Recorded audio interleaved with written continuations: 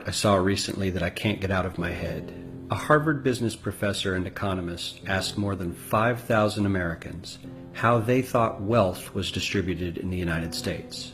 This is what they said they thought it was. Dividing the country into 5 rough groups of the top, bottom, and middle 3 20% groups, they asked people how they thought the wealth in this country was divided. Then he asked them what they thought was the ideal distribution. And 92%, that's at least 9 out of 10 of them, said it should be more like this. In other words, more equitable than they think it is. Now that fact is telling, admittedly, the notion that most Americans know that the system is already skewed unfairly. But what's most interesting to me is the reality compared to our perception. The ideal is as far removed from our perception of reality as the actual distribution is from what we think exists in this country. So ignore the ideal for a moment. Here's what we think it is again. And here is the actual distribution. Shockingly skewed. Not only do the bottom 20% and the next 20%, the bottom 40% of Americans barely have any of the wealth. I mean, it's hard to even see them on the chart. But the top 1% has more of the country's wealth than 9 out of 10 Americans believe the entire top 20% should have. Mind-blowing. But let's look at it another way, because I find this chart kind of difficult to wrap my head around. Instead, let's reduce the 311 million Americans to just a representative 100 people. Make it simple. Here they are: teachers, coaches, firefighters, construction workers, engineers, doctors, lawyers, some investment bankers, a CEO, maybe a celebrity or two. Now let's line them up according to their wealth. Poorest people on the left, wealthiest on the right, just a steady row of folks based on their net worth. We'll color code them like we did before based on which 20% quintile they fall into. Now let's reduce the total wealth of the United States, which was roughly $54 trillion in 2009, to this symbolic pile of cash. And let's distribute it among our 100 Americans. Well, here's socialism, all the wealth of the country distributed equally. We all know that won't work. We need to encourage people to work and work hard to achieve that good old American dream and keep our country moving forward. So, here's that ideal we asked everyone about. Something like this curve. This isn't too bad. We've got some incentive, as the wealthiest folks are now about 10 to 20 times better off than the poorest Americans.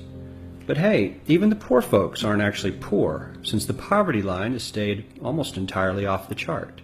We have a super healthy middle class with a smooth transition into wealth. And yes, Republicans and Democrats alike chose this curve. 9 out of 10 people, 92%, said this was a nice, ideal distribution of America's wealth. But let's move on. This is what people think America's wealth distribution actually looks like. Not as equitable, clearly, but for me, even this still looks pretty great. Yes, the poorest 20 to 30% are starting to suffer quite a lot compared to the ideal, and the middle class is certainly struggling more than they were, while the rich and wealthy are making roughly 100 times that of the poorest Americans, and about 10 times that of the still healthy middle class.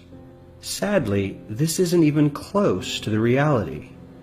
Here is the actual distribution of wealth in America. The poorest Americans don't even register. They're down to pocket change. And the middle class is barely distinguishable from the poor. In fact, even the rich between the top 10 and 20 percentile are worse off. Only the top 10% are better off. And how much better off? So much better off that the top 2 to 5% are actually off the chart at this scale. And the top 1%, this guy, well, his stack of money stretches 10 times higher than we can show. Here's his stack of cash, restacked, all by itself. This is the top 1% we've been hearing so much about. So much green in his pockets that I have to give him a whole new column of his own, because he won't fit on my chart. 1% of America has 40% of all the nation's wealth. The bottom 80%, 8 out of every 10 people, or 80 out of these 100, only has 7% between them. And this has only gotten worse in the last 20 to 30 years. While the richest 1% take home almost a quarter of the national income today, in 1976 they took home only 9%, meaning their share of income has nearly tripled in the last 30 years. The top 1% own half the country's stocks, bonds, and mutual funds. The bottom 50% of Americans own only 0.5% of these investments, which means they aren't investing.